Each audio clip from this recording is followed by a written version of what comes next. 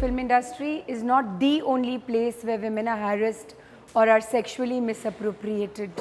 I think we need to look at the whole situation of misappropriation of women at the workplace per se and broad stroke it to understand that the kind of culture we belong to, it actually doesn't coincide with misbehaving with women, yet we do.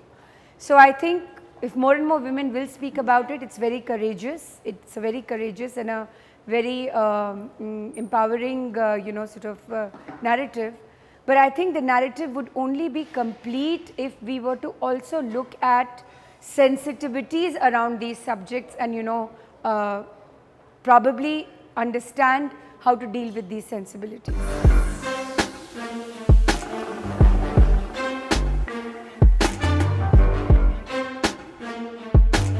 I think this decade is hashtag game changer. If you look at the narrative around women characters, one, they have stopped being sidekicks to superheroes who were beating up 15 people. The narrative is very real. Women and their problems and how they are. They are also not very pretty, and don't judge me for saying that. What I mean to say, the hourglass figure and the rain-drenched song and dance numbers are coming to an end, and I think that's a huge change. Today, when you look at the narrative, it's about women from various parts of the country, whether they are in the metro, whether they are in villages, crime against women, depression, body shaming, menstrual hygiene. When was the last time we had these kind of subjects playing out in cinema?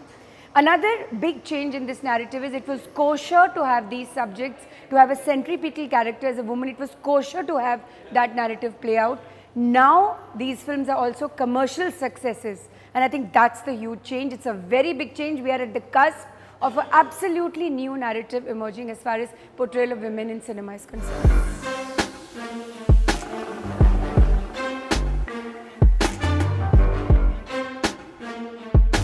The fact that this is being discussed and you and I are talking about it, isn't that a big change enough? Imagine in Hollywood, whatever became the hashtag #MeToo took many decades. We cannot be, we cannot be impatient with this narrative. It's not easy for women. Remember, they are not just objectified. It's also a situation where they are judged for speaking out. They always say, oh, isi ne kuch kiya hoga. She must have done something and she, deserves so. So I think it's a long playing story. We have to be patient. Also, women have to be patient with these narratives coming out. But remember, their coming out itself is not going to be the solution of the issue. The solution will be when we start to understand the mindset which makes these people behave with women the way they do.